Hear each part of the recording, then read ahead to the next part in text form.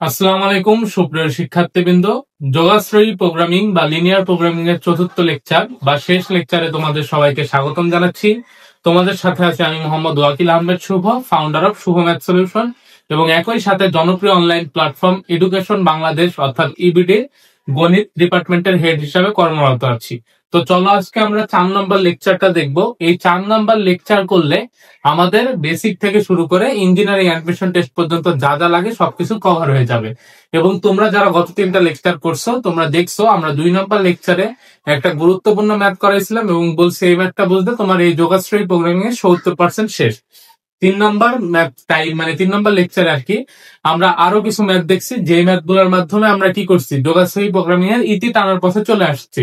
এবার আমি বলছিলাম যে যোগাশ্রয়ী প্রোগ্রামিং এর একটা ম্যাথ আসলে পরীক্ষায় তোমরা কিভাবে করবা সেটার একটা ম্যাথ করাবো। দেন আমরা 2-3টা ম্যাথ আছে যেগুলো আমাদের জন্য প্রবলেমেটিক বা আমাদের বেশ কিছু অ্যান্সার আসে, তো সেগুলো নিয়ে স্টুডেন্টরা মাথা মানে কি করে আর কি, টেনশনে দুশ্চিন্তায় মাথা নষ্ট করে ফেলে।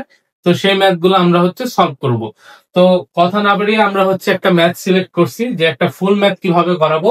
সেটার জন্য আমরা ব্যবসায়ীর ম্যাথটা সিলেক্ট করছি। ব্যবসায়ীর কোন ম্যাথ, যেটা রেডিও এবং টেলিভিশন ভিত্তিক, অর্থাৎ গত ক্লাসে আমরা যে ম্যাথটা করছি সেই ম্যাথটা। দেখো প্রশ্নে বলা আছে একজন ব্যবসায়ী তার দোকানের জন্য রেডিও টেলিভিশন মিলে 100 সেট কিনবেন। তার মানে তার সর্বোচ্চ কেনার যে সংখ্যা সেটা 100 সেট। রেডিও সেট ও টেলিভিশন সেট প্রতিটার ক্রয় মূল্য যথাক্রমে, তার মানে রেডিওর দাম $40 আর টেলিভিশনের দাম $120। ভালো কথা। রেডিও টেলিভিশন সেটের লাভ যথাক্রমে, অর্থাৎ রেডিওর লাভ $16 এবং টেলিভিশনের লাভ $32। বলছে সর্বোচ্চ বিনিয়োগ $10,400। অর্থাৎ বিক্রেতা কি করবে, 100 সেট জিনিস কিনবেন যেটা $10,400 মধ্যে হবে, এবং একটা রেডিওর দাম $40, একটা টেলিভিশনের দাম $120। একটা রেডিও বেচলে লাভ হয় $16, একটা টেলিভিশন বেচলে লাভ হয় $32। তো আমরা ম্যাথটাকে কিভাবে করব? দেখো ফার্স্টে এখানে ক নম্বর প্রশ্ন, 1 নম্বর প্রশ্নে বলা হয়েছে কোন প্রকারের কতগুলো জিনিস কিনলে তিনি সর্বোচ্চ লাভ করবেন, অর্থাৎ লাভ, অর্থাৎ আমার অভিষ্ট ফাংশনটা হবে লাভের ফাংশন। কোন প্রকারের কতগুলো জিনিস, তার মানে আমার থেকে চাইছে কয়টা রেডিও কয়টা টেলিভিশন কিনলে আমি বেশি লাভ করতে পারবো সেই জিনিস, এবং বলছে সর্বোচ্চ লাভ কত, অর্থাৎ আমার সর্বোচ্চ যে লাভ সেই জিনিসটা কত এটা বের করতে বলছে। তো ম্যাথটা কিভাবে শুরু করব আমরা সলিউশন। ফার্স্টে লিখতে হবে, ধরি রেডিও কিনবেন এক্স সেট, অর্থাৎ আমি চাচ্ছি এক্স এবং ওয়াই দ্বারা সিদ্ধান্ত চলকগুলোকে ডিফাইন করতে। বলবো রেডিও কিনবেন এক্স সেট, টেলিভিশন কিনবেন ওয়াই সেট। ঠিক আছে, এবার বলো তো অভিষ্ট ফাংশনটা কিসের ফাংশন, লাভের ফাংশন। তাইলে একটা রেডিও বেচলে লাভ হয় কত ডলার, এই যে $16। তাহলে বলো তো এক্স সংখ্যক, যেহেতু আমি কি রেডিও কিনছি, তাহলে এক্স সংখ্যক রেডিও বেচলে লাভ হবে কত ডলার, $16x। ঠিক তেমনি ভাবে একটা টেলিভিশন বেচলে লাভ হয় $32। তাহলে ওয়াই সংখ্যক টেলিভিশন বেচলে লাভ হবে $32Y। তাহলে আমার অভিষ্ট function Z equal 16x plus 32y। আশা করি এতটুকু বুঝতে পারছি। এবার দেখো তো সত্য মতে কয়টা সত্য দেওয়া আছে, এখানে 2টা। একটা সে কয়টা সেট কিনবে, দেখো বলছে এখানে যে $40, একটা রেডিও কিনতে তার লাগে $40, তাহলে এক্সট্রা রেডিও কিন্তু 40x। ঠিক তেমনি ভাবে একটা টেলিভিশন কিনতে $120, তাহলে ওয়াইটা টেলিভিশন কিনতে $120Y। বলো সে রেডিও আর টেলিভিশনটা কত টাকার মধ্যে কিনবে, এই যে অবশ্যই তার বিনিয়োগের মধ্যে কিনতে হবে, অর্থাৎ 10,400 এর মধ্যে। তাই আমি লিখছি 40x plus $120y less than or equal 10,400, অর্থাৎ আমার সর্বোচ্চ $10,400 হইতে পারবে, এর থেকে কম হইলে তো কথাই নাই, বেশি হওয়া পসিবল না। এটা ছিল 1 নম্বর কন্ডিশন। 2 নম্বর কন্ডিশন দেখো তো, সে বলছে রেডিও এবং টেলিভিশন মিলে সে কয় সেট কিনবে, 100 সেট।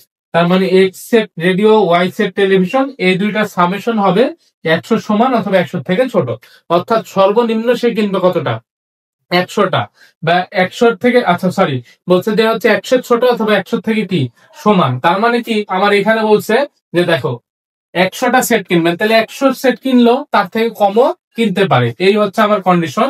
আর 2টা কন্ডিশন আছে, x is greater than or equal 0, y is greater than or equal 0। এই 4টা কন্ডিশন। তাইলে আমরা ফার্স্টে ধরে নিব, দেন অভিষ্ট ফাংশনটা লিখবো, সত্য মতে লিখবো। এরপরে আমার যে কাজ, তারপরে আমাকে লিখতে হবে এই অসমতা গুলাকে রৈখিক সমীকরণে রূপান্তর করি, অর্থাৎ এই যে এইটা একটা অসমতা, এটাকে রৈখিক সমীকরণে রূপান্তর করব, এটা একটা অসমতা, এটাকেও রৈখিক সমীকরণে রূপান্তর করব। রৈখিক সমীকরণে রূপান্তর করা মানে গ্রেটার দেন আর লেস দেন এগুলো চলে যাবে। তাহলে এটাকে যদি আমরা ইকুয়াল দিয়ে লিখি তাহলে লিখতে পারবো এক্স প্লাস 3y ইকুয়াল 260। কিভাবে হয়, তোমরা 40 দ্বারা ভাগ করো, দেখো এখানে আসবে এক্স, এখানে আসবে 3y, আর এখানে আসবে 260। বুঝতে পারছি? তো এটাকে যদি আমি দেখো এই 260 দ্বারা ভাগ করে লিখতে পারবো এক্স ভাগ 260 যোগ ওয়াই বাই কত 260, আর এই যে তিনটা নিচে চলে আসবে, অর্থাৎ ওয়াই বাই 260 ভাগ 3 ইকুয়াল 1। এটাকে আমরা কি করলাম, অক্ষদ্বয়ের সমীকরণে প্রকাশ করলাম। কারণ আমাদের কাজ অসমতা গুলাকে কি করতে হবে, আগে সমীকরণে রূপান্তর করে দেন অক্ষদ্বয়ের সমীকরণে রূপান্তর করতে হবে। এতটুকু আশা করি বুঝতে পারছি। এবার দেখো এটাকে যদি আমি রৈখিক সমীকরণে রূপান্তর করি, এক্স প্লাস ওয়াই ইকুয়াল 100, অর্থাৎ এক্স ভাগ 100 যোগ ওয়াই বাই 100 ইকুয়াল কত 1। তাহলে বলতো এটা একটা অক্ষদ্বয়ের সমীকরণ, যেখানে এই যে এটা এক্স অক্ষকে খণ্ডন করে, এটা ওয়াই অক্ষকে খণ্ডন করে, এটা এক্স অক্ষকে খণ্ডন করে, এটা ওয়াই অক্ষকে খণ্ডন করে। তো আশা করি এতটুকু লেখা আমরা বুঝতে পারছি। যদি এইটুকু বুঝে থাকি তাহলে দেখো আমরা পরের লাইনে হচ্ছে কিভাবে লিখবো সেই জিনিসটা দেখি, বা এরপরে আমরা কিভাবে লেখাটা শুরু করব। তো দেখো এই দুইটা অক্ষদ্বয়ের সমীকরণ থেকে কি আমরা বলতে পারবো না যে এক নং রেখাটি এক্স অক্ষকে কোন বিন্দুতে ছেদ করে বলতো, এক্স অক্ষকে ছেদ করলে ওয়াই 0, তাহলে এক্স এর মান কত 100, অর্থাৎ 100,0 ছেদ করে। ঠিক তেমনি ভাবে আমরা লিখতে পারবো ওয়াই অক্ষকে কত বিন্দুতে ছেদ করে বলতো, ওয়াই অক্ষকে ছেদ করলে x0, মানে এই টার্মটা 0, তার মানে ওয়াই এর মান পাচ্ছে 100, তাহলে 0,100 ছেদ করে। তাই আমরা বলতে পারলাম যে এক নং রেখাটা এক্স অক্ষকে 100,0 বিন্দুতে এবং ওয়াই অক্ষকে 0,100 বিন্দুতে ছেদ করে। এবার ঠিক তেমনি ভাবে আমরা লিখতে পারবো না দুই নং রেখাটি বলতো এক্স অক্ষকে কোন বিন্দুতে ছেদ করে, এক্স অক্ষকে ছেদ করলে ওয়াই 0, মানে এই টার্মটা 0, তার মানে হবে 260,0 ছেদ করে।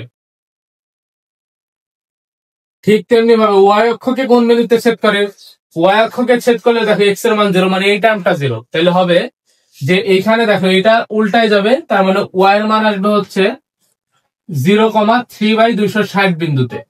তার মানে ওয়াই অক্ষকে কোন বিন্দুতে ছেদ করে, ওয়াই অক্ষকে আচ্ছা এখানে এই জিনিসটা হবে আসলে 260/3, তাহলে ওয়াই অক্ষকে 0,260/3 বিন্দুতে ছেদ করে, আমরা এই কথাটা লিখে নিব। তাহলে এইটা লেখার পর আমাদের কি কাজ করা লাগবে, এবার আমরা সেই জিনিসটা দেখি। এরপর আমাদের যেভাবে লিখতে হবে সেটা আমি না লিখে তোমাদেরকে মুখে বলে দিই, তোমরা একটু লিখে নিবা। এরপরে আমাদের বলা লাগবে যে ধরি আমরা হচ্ছে এক্স অক্ষ বরাবর এক এককে এত ঘর ধরি, বা এত ঘরকে এত একক ধরি। এই জিনিসটা আমরা কিভাবে বুঝবো, যেহেতু দেখো মানগুলো অনেক বড় বড়, 100, 260, তার মানে আমার গ্রাফে অবশ্যই 260, 100 এত ঘর নাই। তার মানে আমাকে লিখতে হবে যে 10 ঘর সমান সমান এক একক ধরি, বা হচ্ছে লিখতে হবে যে হচ্ছে 20 ঘর সমান সমান এক একক ধরি। তাইলে কি যে হচ্ছে দেখো 260 মান না, তার মানে এই 260 মানের জন্য আমরা কি দেখো 10 মান সমান সমান এক একক ধরতেছি। তাহলে 260 মানের জন্য যদি আমি 26টা ঘর নিই তাইলে কিন্তু হয়ে যাচ্ছে। অর্থাৎ আমরা ছোটবেলায় লিখতাম না যে এক্স অক্ষ বরাবর এক ঘর সমান সমান এক একক, ঠিক তেমনি ভাবে এখানেও লিখবা যে এক্স অক্ষ বরাবর এক ঘর সমান সমান 10 একক, ঠিক তেমনি ভাবে ওয়াই অক্ষ বরাবর এক ঘর সমান সমান 20 একক। মানে তোমার সুবিধার্থে যেটা মনে হয় নেওয়া যাবে, তোমার গ্রাফ পেপার সাইজ অনুযায়ী তুমি সেটা লিখবা। লিখার পরের কাজ হচ্ছে আমাদের গ্রাফ অঙ্কন করা। তো বলো ভাইয়া, গ্রাফ অঙ্কন করতে গেলে অবশ্যই গ্রাফটা এরকম হবে, এদিক বরাবর এক্স অক্ষ, এদিক বরাবর কি থাকবে ভাইয়া ওয়াই অক্ষ। এবার বলো আমাদের দুইটা হিডেন কন্ডিশন, একটা হচ্ছে x is greater than or equal 0, আর একটা হচ্ছে y is greater than or equal 0। X greater than or equal 0 হলে এইদিকে আরো হইতো, এটা আমরা এর আগেও দেখছি। Y greater than or equal 0 হলে এইদিকে আরো হইতো, এটাও আমরা কি এর আগে দেখছি। এরপরে আমাদের কি ছিল বাকি দুইটা কন্ডিশন, একটা ছিল হচ্ছে কি x plus y less than or equal 100, আরেকটা ছিল হচ্ছে x plus 3y less than or equal হচ্ছে 260। তো দেখো আমরা যদি এটাকে লিখতাম তাহলে কিভাবে লিখছিলাম, এক্স বাই 100 যোগ ওয়াই বাই 100 ইকুয়াল 1। তার মানে এই যে এই রেখাটার এক্স অক্ষের খণ্ডিত অংশ 100, ওয়াই অক্ষের খণ্ডিত অংশ 100। তো আমি ধরলাম এই যে এক্স অক্ষের খণ্ডিত অংশ এটা হচ্ছে 100, 0। ওয়াই অক্ষের খণ্ডিত অংশ ধরলাম এই যে এটা 0,100। ঠিক আছে, এবার এটাকে যদি আমরা একটু লিখতাম তাহলে কিভাবে লিখতাম, যে এক্স বাই 260 যোগ ওয়াই বাই 260/3 ইকুয়াল কত ভাইয়া 1। তার মানে আমরা বুঝতেছি এখানে এক্স অক্ষের খণ্ডিত অংশটা হচ্ছে 260, আর ওয়াই অক্ষের খণ্ডিতাংশ হচ্ছে 260/3। তো বলো তো এক্স অক্ষের খণ্ডিতাংশ যেহেতু 260, তার মানে 260 অবশ্যই 100 থেকে ওইদিকে হবে। তো ধরলাম আমি এই যে এটা হচ্ছে 260,0 বিন্দু। আর ঠিক তেমনি ভাবে দেখো তো 260/3 মানে এটা হচ্ছে 86, 86 কে এর নিচে হবে, তাহলে এই বিন্দুটা বলতে পারবো 0,260/3 বিন্দু। এবার আমরা এই দুইটা রেখা যোগ করে দিই। দেখো এইটা আর এটা যোগ করলাম, তাহলে এই যে এটা হলো, এবং এইটা আর এটা যদি যোগ করি তাহলে এই যে এটা হলো। এরপরে আমার কাজ কি, মূল বিন্দুর সাপেক্ষে টেস্ট করা, যেটা আমরা করছি, করতে করতে মুখস্থ হয়ে যাওয়ার কথা। তাহলে মূল বিন্দু দিয়ে যদি টেস্ট করি 0 + 0, এটা কি 100 থেকে ছোট না? অবশ্যই ছোট, মানে মূল বিন্দু যেদিকে আছে সেদিকেই হচ্ছে, তার মানে এইদিকে আমি কি করবো, অ্যারো দিব, দিলাম। ঠিক তেমনি ভাবে এইটার ক্ষেত্রেও যদি আমরা বের করি, আচ্ছা সরি, এটা হচ্ছে এটার অ্যারো হবে। ঠিক তেমনি ভাবে যদি আমরা এইটার ক্ষেত্রেও বের করি, দেখো তাইলে আসবে 0 + 0, যেটা কি অবশ্যই 260 থেকে ছোট, তার মানে এটাও সত্য, তার মানে কোন দিকে অ্যারো হবে, এই যে এই দিকে অ্যারো হবে। এবার বলো তো আমার সম্ভাব্য কমন অঞ্চল কোনটা? দেখো এর উপরে নিতে হবে, এর ডানে নিতে হবে, এর রেখার নিচে, এর রেখার ডানে, মানে কি আমার এই যে অঞ্চলটা এটা না, অঞ্চলটা যে এটা কি তোমরা বুঝতে পারতেছো? অর্থাৎ অঞ্চল হবে এটা। বলতো এখানে আমরা কয়টা বিন্দু জানি অলরেডি? এ একটা জানি, এ একটা মূল বিন্দু 0,0 এটা জানি, এ একটা বিন্দু জানি না, কিন্তু এই বিন্দুটা আবার জানি, তাহলে আমাদের এই বিন্দুটা বের করা লাগবে। তো আমি এবার ডি বিন্দুটা বের করব। গ্রাফ অঙ্কন পর্যন্ত আমরা বুঝতে পারার কথা, এতটুকু যদি বুঝি আমরা, তাহলে আমরা লিখতে পারবো ডি কি বলতো? ডি হচ্ছে এই যে এই রেখা দুইটার ছেদবিন্দু না, এই রেখা দুইটার ছেদবিন্দু। তো আমি এই দুইটা সমীকরণ সমাধান করব। একটা কি আছে, এক্স প্লাস ওয়াই ইকুয়াল 100, আরেকটা হচ্ছে এক্স প্লাস 3y ইকুয়াল হচ্ছে 260। তো দুইটা সমীকরণ বিয়োগ করে দিই, তাহলে দেখো আসতেছে -2y ইকুয়াল -160। অতএব 2y ইকুয়াল 160, বা y ইকুয়াল কত আসতেছে ভাইয়া? 80। বলতো y এর মান যদি 80 আসে, তাহলে x এর মান কত হবে? অর্থাৎ x ইকুয়াল হবে 20। তাহলে x এর মান 20 আর y এর মান কি ভাইয়া? y এর মান হবে 80। তার মানে এই বিন্দুটা আমার হচ্ছে 20, কি, আচ্ছা 20,80 বিন্দু। এতটুকু আমরা বুঝতে পারছি। তাইলে আমরা ফার্স্টে কি করব, ধরে নিব। ধরে নেওয়ার পর লিখে দেন হচ্ছে অভিষ্ট ফাংশনটা লিখবো। তারপরে সত্যগুলা লিখবো। সত্য লেখার পর আমরা লিখবো যে এই বিন্দুতে ছেদ করে এক্স অক্ষ, এই বিন্দুতে ওয়াই অক্ষ ছেদ করে, যেভাবে দেখালাম। তারপরে আমরা ছক কাগজের কথাগুলো লিখে ফেলবো। দিয়ে আমরা মনের মাধুরী মিশায় যেভাবে একটা মানুষকে আমরা হচ্ছে যত রাঙাইতে পারি সেভাবে গ্রাফটাকে রাঙাবো, রাঙায় হচ্ছে গ্রাফ অঙ্কন করব। এরপর আমরা ছেদ বিন্দু বের করে নিব।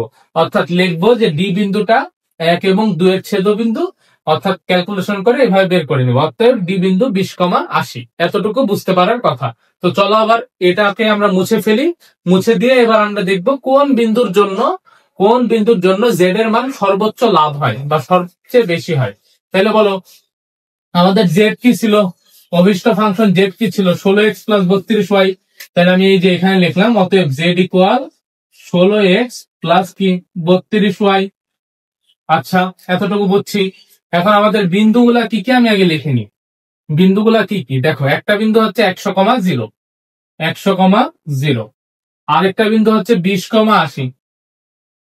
আরেকটা বিন্দু হচ্ছে মূল বিন্দু বা 0, 0। আরেকটা বিন্দু হচ্ছে কি, যে 0,260/3। আচ্ছা ঠিক আছে, এইবার দেখি আমরা কোন ক্ষেত্রে লাভ বেশি হয়। এটা মুছে ফেললাম। তাইলে কি আমরা এবার এই কাজ করতে পারবো না, যে এখানে লিখলাম জেড ইকুয়াল 16x + 32y, আর এখানে আমরা বিন্দুগুলা বসাবো। তাহলে বলো 1টা 2টা 3টা 4টা, এইভাবে আমরা কি করবো, একটা ছক আঁকাবো। ছক আঁকানোর পর কাজ হচ্ছে বিন্দুগুলাকে এইভাবে বসাবো। প্রথম বিন্দু ধরো 0,0 বিন্দু, তাহলে বসাইলে জেড এর মান আসতেছে 0 + 0 = 0। তারপরে আমরা হচ্ছে 20,0 বসাই, সরি 80 বসাই, তাহলে আসতেছে জেড ইকুয়াল 16 × 20 + 80 × 32। ক্যালকুলেশন করলে দেখো তো কত আসে। এটা করতেছি আমরা। তারপরে দেখো এইখানে 100 গুণ যদি আমি 0 বসাই বা 100 0 বসাই, তাহলে জেড ইকুয়াল হবে 16 × 100 যোগ হচ্ছে 0। তার মানে এখানে কত আসতেছে, এই তো 1600।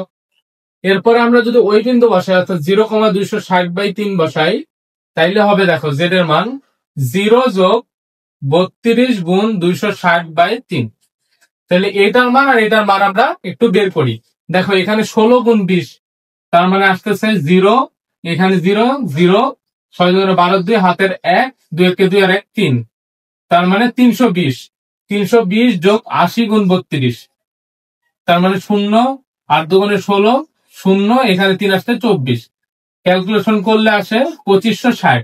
2560 যোগ 320, তার মানে আসতেছে আলটিমেটলি 2880। এখানে 2880। আর এইটার মান যদি আমরা একটু ক্যালকুলেশন করি তাহলে আসবে হচ্ছে 260 গুণ 32। 260 গুণ 32, তার মানে 0, এখানে আসতেছে 12 2 হাতের 1, 2 2 4 আর 1 5, 0 3 0 0 3 6 18 হাতের 1, 3 2 6 আর 1 7, তাহলে 0, এখানে 2, এখানে 5 আর 8 13 3 হাতের 1 8, ডিভাইডেড বাই কত? Divided by 3। তাহলে 3 দিয়ে যদি এটাকে করি, এখানে আসতেছে হচ্ছে 81 পর্যন্ত। কত? এখানে 81 পর্যন্ত নিলে আসতেছে কত ভাইয়া? 27। তাহলে এখানে আসবে 2 2, তাহলে আবার 21 7, তাহলে 1 0, তাহলে আবার 3, অর্থাৎ 2773 পয়েন্ট সামথিং আসবে। 2773 point something dot dot dot dot. তাহলে বলো তো এবার কোনটা আমার প্রশ্নে কি বলছে, যে কোন প্রকারের কতগুলা জিনিস কিনলে তিনি সর্বোচ্চ লাভ করবেন। দেখো তো, এই যে এইটা কিনলে তিনি সর্বোচ্চ লাভ পাচ্ছেন না? পাচ্ছে। তার মানে আমার উত্তর কি? কয়টা রেডিও কিনা লাগবে? এই যে 20টা। টেলিভিশন কয়টা লাগবে? 80টা। তাহলে আমি অতএব লিখবো, এই কাজগুলো করার পরে লিখবো, অতএব অতএব 1 নম্বরের অ্যান্সার, অতএব 1 নম্বর অ্যান্সার 20টা রেডিও, 20টা রেডিও এবং এবং 80টা কি? 80টা টেলিভিশন, টেলিভিশন। আশা করি প্রথম প্রশ্ন আমরা বুঝতে পারছি এবং কিভাবে লিখবো এটাও বুঝতে পারছি। এরপর 2 নম্বর প্রশ্ন বলছে সর্বোচ্চ লাভ কত। অতএব সর্বোচ্চ লাভ কত ভাইয়া? লাভ হচ্ছে $2880। শেষ। সর্বোচ্চ লাভ কত? $2880। আশা করি এই পুরো প্রশ্নটা কিভাবে লিখতে হয় এবং এই দুইটা ম্যাথ কিভাবে আমরা করাইছি এই জিনিসটা বুঝতে পারছো। যদি বুঝে থাকো তাহলে চলো এবার সবার মাথা ব্যথা, সবার যে সমস্যাগুলো হয়ে থাকে, এরকম 3টা প্রশ্ন যার একাধিক উত্তর আছে সেই জিনিসগুলো তোমাদেরকে করাই দিই। আমাদের বইয়ে বিভ্রান্তিকর যে 3টা ম্যাথ আছে সেই ম্যাথ গুলোর মধ্যে এটা একটা। এই ম্যাথে কি হয় যে আমরা উত্তর বের করি এবং আমাদের মনে হয় যে এটাই উত্তর, কিন্তু এক্স্যাক্টলি উত্তরটা ঠিক তার ভিন্নটা হয়। তো এই ম্যাথটা আমরা শুরু করি। একজন ব্যবসায়ী 500 টাকা ব্যয়, মানে সর্বাধিক 500 টাকা ব্যয় করে চায়ের কাপ ও নাস্তার প্লেট উভয় কিনতে চান। এখানে এই উভয় কথাটার দিকে আমার ফোকাস দিতে হবে। অর্থাৎ ব্যবসায়ী কিন্তু তার লাভ বেশি হইলেও সে শুধুমাত্র চায়ের কাপ কিনবেন না অথবা নাস্তার প্লেট কিনবেন না, সে উভয় কিনবেন। প্রতিটা চায়ের কাপের দাম 30 টাকা এবং প্লেটের দাম 20 টাকা। তিনি অন্তত 3 টাকা এবং হচ্ছে সর্বাধিক 6টা প্লেট কিনবেন। উপরোক্ত টাকায় তিনি কোন প্রকারের কতগুলা জিনিস একত্রে কিনলে সর্বাধিক জিনিস কিনতে পারবেন? আচ্ছা, আশা করি প্রশ্নটা বুঝতে পারছো। এখন এইখানে আমাদের ফার্স্টে বুঝতে হবে সর্বাধিক জিনিস কিনতে হবে, মানে জেডটা কি? অভিষ্ট ফাংশন হচ্ছে জিনিসের ফাংশন। তো আমি ধরলাম যে সে চায়ের কাপ কিনবে এক্সটি এবং হচ্ছে নাস্তার প্লেট কিনবে ওয়াইটি। ভালো কথা। তাহলে আমার অভিষ্ট ফাংশন জেড ইকুয়াল কি? X plus y. কারণ আমার কি বলছে? সর্বাধিক জিনিস কিনতে হবে, তার মানে জেড এর মান আমাদের কি করতে হবে? ম্যাক্সিমাম বানাইতে হবে। ভালো কথা। এবার দেখো তো কি কি কন্ডিশন দেওয়া আছে। বলছে একটা চায়ের কাপের দাম 30 টাকা, তাইলে এক্সট্রা চায়ের কাপের দাম কত বলো? 30x। ঠিক তেমনি ভাবে একটা নাস্তার প্লেটের দাম 20 টাকা, তাহলে ওয়াইটা নাস্তার প্লেটের দাম 20y। এটা লেস দেন অর ইকুয়াল 500 হবে, লিখলাম। তো এইখানে এখন দেখো আরেকটা কন্ডিশন আছে। বলছে তিনি অন্তত, এই কথাটার দিকে আমাদের ফোকাস দিতে হবে, অন্তত 3টা কাপ। তার মানে কি? X less than or equal 3। ঠিক তেমনি ভাবে সর্বাধিক 6টা প্লেট, মানে y greater than or equal 6। এই দুইটা কন্ডিশন আমরা বুঝতে পারছি। এবার বলছো উপরোক্ত টাকায় তিনি কতগুলো জিনিস কিনলে সর্বাধিক জিনিস কিনতে পারবেন। আচ্ছা, কন্ডিশন গুলা শেষ। আর দুইটা হিডেন কন্ডিশন আছে। একটা হচ্ছে x is greater than or equal 0, y is greater than or equal 0। তো এইবার আমার কি করতে হবে? গ্রাফ অঙ্কন করতে হবে। গ্রাফ অঙ্কনের সময় আমাদের আগে ইকুয়েশন গুলাকে রৈখিক ইকুয়েশন বানাইতে হয়, এটা আমরা মোটামুটি জানি। তো হচ্ছে দেখো, আমি এই যে 30x plus 20y less than আর ইকুয়াল 500, এটাকে যদি রৈখিক ইকুয়েশনে রূপান্তর করি তাহলে 10 দ্বারা ভাগ করলে হবে 3x প্লাস 2y ইকুয়াল 500। বোঝা গেছে? তো এইখানে আমরা লিখতে পারবো 3x by 500, 2y by 500 equal হচ্ছে 1। বা আমরা কি করতে পারবো, আচ্ছা সরি এখানে 500 হবে না, সরি 10 দ্বারা ভাগ করলে হবে 50, তাহলে এখানে হবে 50, এখানে হবে 50।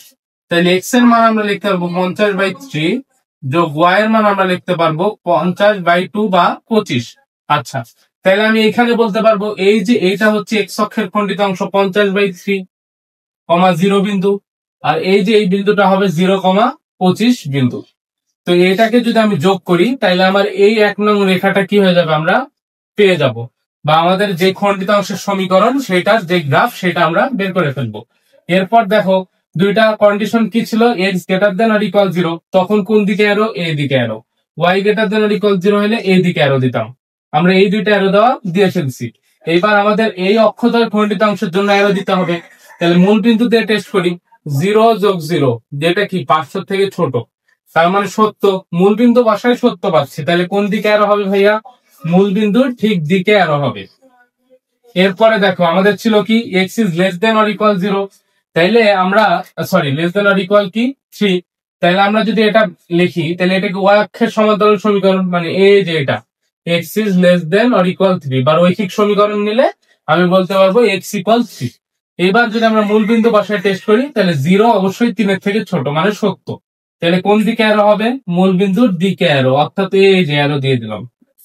এরপরে আমাদের কথা আছে আরেকটা, সেটা ছিল y greater than or equal 6, তার মানে এটাকে যদি আমরা লিখি তাহলে বলতে পারবো এক্স অক্ষের সমান্তরাল রেখা, বা এটা এত বড় হবে না আসলে, এটা এরকম হয় যে নিচের দিকে হবে, এই তো এটা কি ওয়াই ইকুয়াল 6 রেখা। এখন এইখানে যদি আমরা টেস্ট করি তাহলে 0 কি কখনো বলো 6 থেকে বড় হইতে পারে না, তার মানে কি 0-র দিকে অ্যারো হবে না উল্টা দিকে অ্যারো, বলো তো। তাইলে এইখান থেকে এই গ্রাফ থেকে আমরা কি বুঝতেছি, এর উপরের দিকে, ঠিক তেমনি ভাবে এই রেখার উপরের দিকে, এর ডানে এর নিচে, তার মানে কি কমন অঞ্চল এই যে এতটুকু না, কমন অঞ্চল কি এই এতটুকু না, অবশ্যই কমন অঞ্চল এতটুকু। এইখানে ছেদবিন্দু এ একটা, এ একটা, এ একটা এবং হচ্ছে এ একটা। তো আমার এখন এই ছেদবিন্দু গুলার জন্য মান বের করতে হবে। তো ছেদবিন্দু গুলা কি কি দেখো, এই বিন্দুটার জন্য আমি দেখতে পাচ্ছি এক্স এর মান 3, ওয়াই এর মান কত 6, এটা 3,6 বিন্দু। এবার আসো এই বিন্দুটার জন্য, এই বিন্দুটার জন্য ওয়াই এর মান কত 6, কিন্তু এক্স এর মান কত ভাইয়া, এখানে যেহেতু ওয়াই অক্ষ এক্স এর মান 0.6 বিন্দু, এবং এই বিন্দুটা বের করা লাগবে যেটা হচ্ছে এক্স, এই যে এই বিন্দুটা কি এক্স এবং হচ্ছে আমার যে 1 নং রেখা সেটার ছেদবিন্দু। তাহলে আমি এক্স এর মান যদি এখানে বসাই, 3 গুণ কত ভাইয়া, এক্স এর মান এখানে হচ্ছে 3 গুণ এক্স এর মান 3 যোগ 2y ইকুয়াল 50, বা আমি বলতে পারবো 2y ইকুয়াল 50 বিয়োগ 9 মানে 41, বা y ইকুয়াল 41 বাই কত ভাই 2, তাহলে এই বিন্দুটা হচ্ছে 3,41/2। আশা করি আমরা বিন্দুগুলা বের করা বুঝে গেছি। এবার আমরা দেখব কোনটার জন্য জেড বা অভিষ্ট ফাংশনের মান সর্বোচ্চ হয়। তা আমি এগুলো সব কিছু মুছে দিয়ে আমরা জানি কি জেড ইকুয়াল কি বলো ভাইয়া এক্স প্লাস ওয়াই। তাহলে এটা আমরা বিন্দুর জন্য বসায় দেখবো, বিভিন্ন বিন্দুর জন্য। কয়টা বিন্দু আছে, 4টা বিন্দু। একটা বিন্দু হচ্ছে কত ভাইয়া, একটা বিন্দু এই যে এখানে কত 0,6, আচ্ছা 0,6 এর জন্য এটা আসতেছে 6, 3,6 এর জন্য এটার মান কত আসতেছে 9। তারপরে এখানে দেখো 3,41/2 এটার জন্য মান কত আসতেছে, এটার জন্য মান আসতেছে হচ্ছে এক্স এর মান যদি আমি 3 বসাই তাহলে 3 যোগ 41/2, 41/2 মানে মোটামুটি হচ্ছে 20 পয়েন্ট সামথিং বা 20.5, তাহলে এটা 23.5। আর একটা আছে 0,25 এর জন্য, সেটা হচ্ছে 25। তাহলে বলতো কোন ক্ষেত্রে আমরা সর্বাধিক কাপ প্লেট পাচ্ছি, এই যে এই ক্ষেত্রে জেড ম্যাক্স, এই ক্ষেত্রে আমরা কি পাচ্ছি, সর্বাধিক কাপ প্লেট পাচ্ছি। কিন্তু দেখো তো এটা কি আমার অ্যান্সারের সাথে সাংঘর্ষিক না, কারণ এখানে বলছে চায়ের কাপ কিনতে পারবে না, নাস্তার প্লেট কিনবে, কারণ বিন্দুটা হচ্ছে 0,25। তার মানে কি এই বিন্দু গ্রহণযোগ্য, কারণ প্রশ্নে বলে দেওয়াই আছে যে উভয় জিনিস কিনতে হবে, তার মানে এটা অ্যান্সার হবে না। তো অনেকে কি কাজ করে যে এটা যেহেতু অ্যান্সার হবে না এটা বাদ, তাহলে এর উপরেরটা অর্থাৎ এটাই হবে অ্যান্সার। আচ্ছা এই জিনিসটা ক্যান্সার হওয়া সম্ভব, 23.5 এটা ক্যান্সার হওয়া সম্ভব ভাইয়া, এটা ক্যান্সার হওয়া সম্ভব। তোমরা চিন্তা করো তো, কাপের মানে চায়ের কাপ বা নাস্তার প্লেট এগুলাকে অর্ধেক করে তোমরা নিতে পারবা, সেগুলো সব সময় পূর্ণ সংখ্যা হবে, তার মানে এটাও অ্যান্সার হবে না। এই যে এইবার আসো মেন ঝামেলা, তাহলে এটাও অ্যান্সার হবে না, তাহলে কি হবে বলো তো। তাইলে আমাকে দেখতে হবে যেহেতু এই বিন্দুতে আমি সর্বোচ্চ মান পাচ্ছি, তাইলে এর কাছাকাছি কোনো বিন্দু নিতে হবে, এইদিকে কোনো বিন্দু নিব অথবা এইদিকে কোনো বিন্দু নিব। কিন্তু চিন্তা করো তো, এইটা কি ওয়াই অক্ষ না? ওয়াই অক্ষের উপর x0, মানে এইদিকে যতই কাছাকাছি বিন্দু নাও না কেন এইখানে তুমি পাবে x এর মান 0। তার মানে আমি চায়ের কাপ পাচ্ছি কি 0, যেটা পসিবল না। তার মানে আমাদের কোন দিকে বিন্দু নিতে হবে? এই যে এর কাছাকাছি বিন্দু। কোন দিকে? এর কাছাকাছি বিন্দু। তাইলে বলো তো, এখন আমি মূল বিন্দু থেকে একটু করে আগাচ্ছি এদিকে ডানে, তার মানে এক্স এর মান বাড়বে। প্রথমে ধরো এক্স এর মান আমি 1 ধরলাম, তাহলে ইকুয়েশন হচ্ছে 3x + 2y = 50। এক্স এর মান 1 ধরলে আমি পাচ্ছি 2y = 47 বা y = 47/2। বলতো এখানে আমি কি পাচ্ছি? নাস্তার প্লেটটা কি ভগ্নাংশ পাচ্ছি, যেটা কি পসিবল না। এই কারণে আমাদের এক্স এর মান 1 নেওয়া যাবে না, 2 নিয়ে দেখি তো কি হয়। তাহলে 3x যোগ হচ্ছে 2y = কত ভাইয়া? 50। তাহলে 2 নিলে এখানে পাচ্ছি 6 যোগ 2y = 50। আমরা বলতে পারবো 2y = 50 - 6 বা 44, অতএব y = 22। এবার বলো তো, আমি যদি নাস্তার প্লেট কি করি, প্রথমে সরি চায়ের কাপ 2টা নিই, নাস্তার প্লেট কয়টা নিতে পারবো? 22টা। এবং মান হবে x + y এর মান 24, যেটা 25-এর প্রায় কাছাকাছি। তাইলে এইটা হচ্ছে আমাদের অ্যান্সার নেওয়া যাবে। তার মানে আমাদের বিন্দুটা হচ্ছে 2,22 বিন্দু, বা আমরা যদি অ্যান্সার লিখি তাহলে উত্তর হবে 2টা চায়ের কাপ এবং হচ্ছে 22টা নাস্তার প্লেট। আশা করি এই পর্যন্ত আমরা বুঝতে পারছি। তাহলে যখন এসে আমরা দেখব প্রশ্নে বলছে দুইটা জিনিসই নিতে হবে, কিন্তু আমরা নিতে পারতেছি যে কোনো একটা। অর্থাৎ এখানে দেখো, এখানে শুধুমাত্র কি আছে? নাস্তার প্লেট আছে, চায়ের কাপ নাই। এই ধরনের উত্তর সাংঘর্ষিক, এটা নেওয়া যাবে না। তখন আমাদের দেখতে হবে এর কাছাকাছি কোনো বিন্দুতে, অর্থাৎ হয় এদিকে যাইতে হবে অথবা এদিকে। কিন্তু এদিকে যদি আমি আসি, দেখা যাচ্ছে কি যে এদিকে আসলে আমার ওই জিনিসটা, অর্থাৎ কি চায়ের কাপ কোনো পাচ্ছি না, আমরা নাস্তার প্লেটই পাচ্ছি। তাই কোন দিকে যাবো? এইদিকে। এখন আমরা এমন একটা ম্যাথ দেখবো, বা বাকি দুইটা ম্যাথ এমন টাইপের হবে যে হচ্ছে আমার এইদিকেও একটু নামতে হতে পারে, ওইদিকেও একটু নামতে হতে পারে, বা যাইতে হতে পারে। তো সেই টাইপের ম্যাথটা আমরা দেখবো। আশা করি এটা বুঝতে পারছি, এবং এটার উত্তর হচ্ছে 2টা চায়ের কাপ, 22টা নাস্তার প্লেট। এটা যদি আমি নিই তাইলেই সর্বাধিক সংখ্যক জিনিস কিনতে পারবো। তো চলো এবার পরের প্রশ্নটা কি আছে সেটা দেখি। আমি বলছিলাম আমাদের বইয়ে বিভ্রান্ত ছড়ানো 3টা ম্যাথ আছে, কিন্তু আমি পরে দেখলাম যে হচ্ছে 2টা ম্যাথ আমাদের একটু সমস্যা হইতে পারে, যার মধ্যে প্রথমটা ছিল এর আগের ম্যাথ, এবং এটা হচ্ছে আমাদের দ্বিতীয় ম্যাথ। অর্থাৎ এই 2টা ম্যাথ যদি আমরা সলভ করতে পারি, তাহলে যোগাশ্রয়ী প্রোগ্রামিং এর A to Z, অর্থাৎ একাডেমিক থেকে শুরু করে ইঞ্জিনিয়ারিং অ্যাডমিশন টেস্ট পর্যন্ত যা যা লাগে সবকিছু কভার হয়ে যাবে। তো চলো কথা না বাড়াই এই ম্যাথটা শুরু করি। বলা আছে একজন ব্যক্তি 500 টাকার মধ্যে কমপক্ষে 6খানা গামছা এবং 4খানা তোয়ালে কিনবেন। তার মানে তার মূলধন বা পুঁজি হচ্ছে 500 টাকা। সে 500 টাকা নিয়ে ব্যবসায় নামতে চায়। এবার বলছে কমপক্ষে 6খানা গামছা, তার মানে সে মিনিমাম 6খানা গামছা কিনবে, তার থেকে বেশি হলে তো ভালোই। ঠিক তেমনি ভাবে 4খানা তোয়ালে সে মিনিমাম কিনবেন, এর থেকে বেশি হলে সমস্যা নাই। বলছে প্রতিখানা গামছার দাম 30 টাকা এবং প্রতিখানা তোয়ালের দাম 40 টাকা। ভালো কথা। আমাদের লাস্টে যে কথা বলছে যে সপ্তাহে বেশি সংখ্যক জিনিস কিনতে পারবেন, বা অভিষ্ট ফাংশনটা কি, তাইলে গামছা এবং তোয়ালির সংখ্যা। তাহলে আমি ধরে নিছি, ধরি x সংখ্যক গামছা এবং y সংখ্যক তোয়ালে কিনবেন। এখানে x এবং y দ্বারা কি করলাম? অভিষ্ট ফাংশন বা আমাদের যে সিদ্ধান্ত চলক সেগুলাকে ডিফাইন করলাম। তো আমি বলতে পারবো অভিষ্ট ফাংশন z = কি? x + y। কারণ আমার গামছা এবং তোয়ালের সংখ্যা কিনতে হবে সর্বাধিক বা বেশি, তাইলে আমার এই জেড এর মানটাকে ম্যাক্সিমাম বানাইতে হবে। এখন দেখো তো কন্ডিশন কি কি।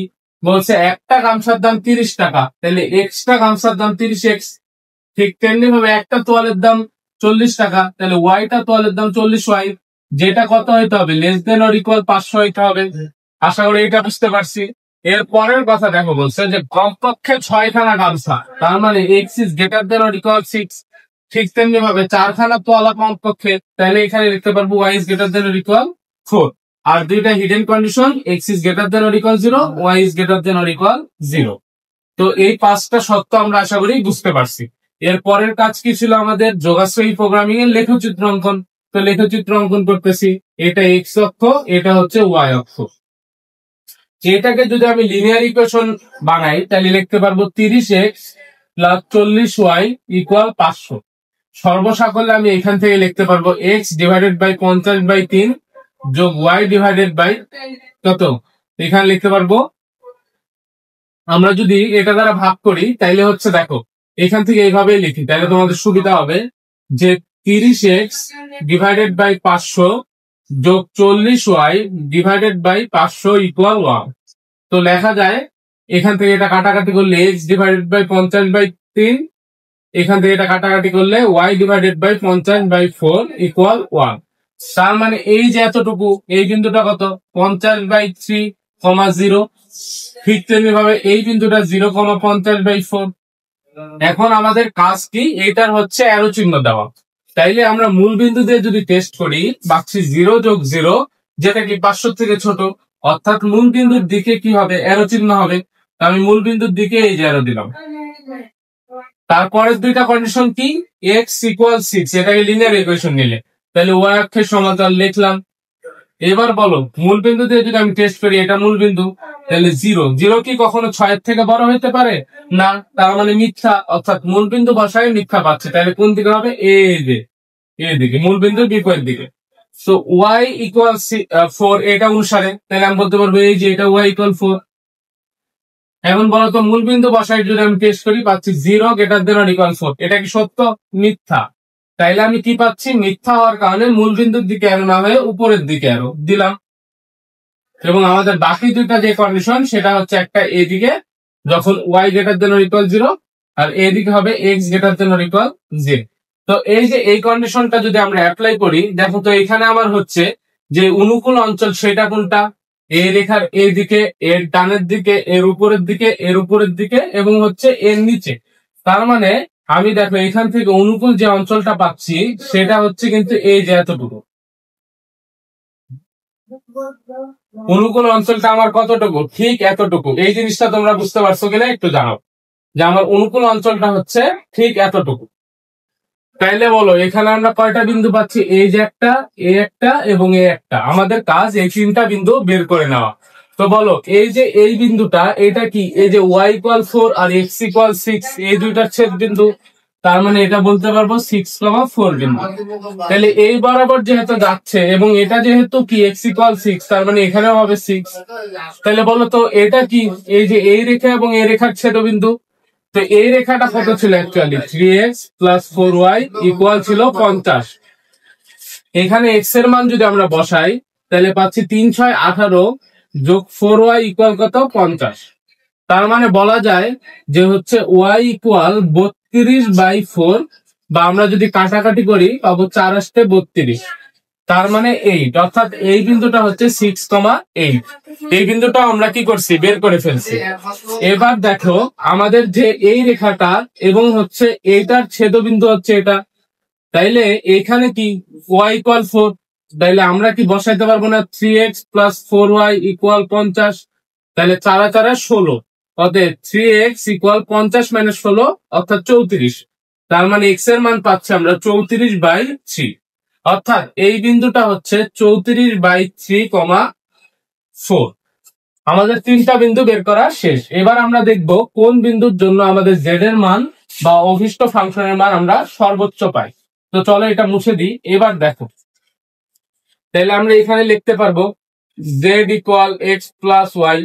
বিন্দুগুলা কি কি, একটা বিন্দু হচ্ছে 6,8, আরেকটা বিন্দু হচ্ছে 6,4, আরেকটা বিন্দু হচ্ছে 34/3,4।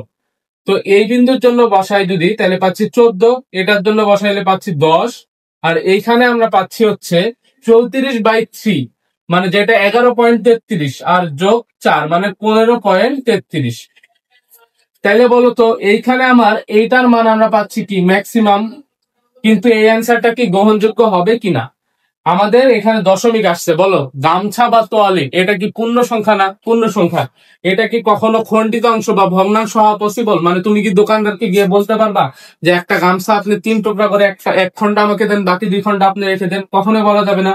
তার মানে আমাদের এই যে কি দশমিক আসছে এটা নেওয়া যাবে না। তাইলে অনেকে কি করে এই জায়গায় চিন্তা করে যে দশমিক যেহেতু নেওয়া যাবে না দশমিক বাদ, তাইলে 15টা আমার অ্যান্সার, অর্থাৎ এই বিন্দুটাকে বানায় দেয় 11, এই বিন্দুকে বানায় দেয় 4। হ্যাঁ 11,4 বিন্দুর জন্য এটা হচ্ছে গ্রহণযোগ্য। অর্থাৎ আমি যদি বলি দেখো এই রেখাটা কত 11.33,4, এখন আমার ইচ্ছা হয়েছে আমি একটু এদিকে গেলাম, তো এর সবচেয়ে কাছাকাছি পূর্ণ সংখ্যা কত? 11.33 এর কাছাকাছি পূর্ণ সংখ্যা হচ্ছে 11। তাইলে আমি যদি বলি এক্স এর মান, এটা মুছে দিই, দেখো আমি যদি বলি এক্স অর্থাৎ আমার হচ্ছে গামছা সংখ্যা 11টা, গামছা সংখ্যা 11টা এবং তোয়ালি সংখ্যা 4টা, তখনও কিন্তু আমি জেড এর মান পাচ্ছি 15। বুঝতে পারছো? আচ্ছা, এটা কিন্তু অ্যান্সার হিসাবে কাউন্ট করতে পারি। তো অনেকে বলে যে এটা অ্যান্সার শেষ, কিন্তু এখানে আরেকটা কাজ আছে, আমাদের আরেকটা অ্যান্সার হওয়া পসিবল। অর্থাৎ আমি 10,5 ইকুয়াল 15 এইটাকেও অ্যান্সার বলতে পারি। কিভাবে বলতে পারি দেখো, তোমাদেরকে বুঝাই দিই। এই দিক বরাবর আমি যদি একটু আরেকটু বামে আসি, 11-র কাছাকাছি সবচেয়ে বড় মানে পূর্ণ সংখ্যা কত? কাছাকাছি পূর্ণ সংখ্যা 11-র কাছাকাছি, তাহলে 10। তাহলে আমি 10 বললাম। আচ্ছা, এবার দেখো তো আমি একটু যদি উপরের দিকে উঠি তাহলে ওয়াই এর মান বাড়বে। তাহলে বলো 4-এর কাছাকাছি পূর্ণ সংখ্যা কি? এইদিকে 15, সরি 5। তাহলে বলতে পারবো এই যে এইখানে যদি আমি 10,5 বিন্দু নিই, দেখো 11-র কাছাকাছি পূর্ণ সংখ্যা 10, ঠিক তেমনি ভাবে 4-এর কাছাকাছি পূর্ণ সংখ্যা 5, এবং 10 এবং 5 যদি বসাই আমি জেড এর মান পাচ্ছি 15। তার মানে আমি যদি এইদিকে একটু বামে আসি, এইদিকে একটু উপরে যাই, তাইলে আমি কি বলতে পারবো? বলতে পারবো যে আমার হচ্ছে 10টা গামছা এবং 5টা তোয়ালের জন্য জেড এর মান, অর্থাৎ আমার সর্বাধিক সংখ্যক আমরা জিনিস কিনতে পারতেছি। তাহলে এটার অ্যান্সার কত? 2টা। একটা হচ্ছে 11টা গামছা, 11টা গামছা 4টা তোয়ালে, আর একটা হচ্ছে 10টা গামছা এবং হচ্ছে 5টা তোয়ালে। আশা করি এই ম্যাথটা আমরা বুঝতে পারছি। এই দুই জায়গায় আমাদের কনফিউশন হয়, এই ম্যাথে এবং এর আগের ম্যাথটায়। তো এই ম্যাথ দুইটা বুঝতে পারলে এই চ্যাপ্টারের যে এক্সেপশনাল ম্যাথ গুলো আছে সেগুলো তোমাদের বোঝা হয়ে গেছে, এবং এই চ্যাপ্টারের এ টু জেড আমাদের সবকিছু এখন কমপ্লিট। আমরা মোটামুটি আমাদের একাডেমিক থেকে শুরু করে অ্যাডমিশন টেস্ট পর্যন্ত যা লাগে সবকিছু এই লেকচার গুলোর মাধ্যমে কমপ্লিট করে ফেলতে পারবো। দেখা হবে পরবর্তী কোনো চ্যাপ্টারের ভিডিও নিয়ে। আমার লক্ষ্য ছিল শর্ট সিলেবাসের বাইরের চ্যাপ্টার গুলো আগে কমপ্লিট করা, তো আমি সেই অনুযায়ী কাজ করতেছি। অলরেডি বাস্তব সংখ্যা ও অসমতার পুরোপুরি প্লে লিস্ট বানানো হয়েছে, যেখানে আমরা বেসিক থেকে শুরু করে ইঞ্জিনিয়ারিং অ্যাডমিশন টেস্ট পর্যন্ত সবকিছু কভার করছি। এরপরে আজকে যোগাশ্রয়ী প্রোগ্রামিং এর শেষ লেকচারের মধ্য দিয়ে আমাদের এই চ্যাপ্টারটা শেষ হয়ে গেল। পরবর্তীতে নতুন একটা চ্যাপ্টারে দেখা হবে। তোমরা তোমাদের এই লেকচার গুলা তোমাদের ফ্রেন্ড সার্কেলের মধ্যে শেয়ার করে দিও, এবং হচ্ছে তোমাদের যদি লেকচার গুলো ভালো লেগে থাকে অবশ্যই চ্যানেলটা সাবস্ক্রাইব রেখো। দেখা হবে পরবর্তী চ্যাপ্টারের কোনো ভিডিওতে। ততক্ষণ পর্যন্ত সবাই সুস্থ থাকো, ভালো থাকো। আসসালামু আলাইকুম রহমতুল্লাহি ওয়া বারাকাতুহু।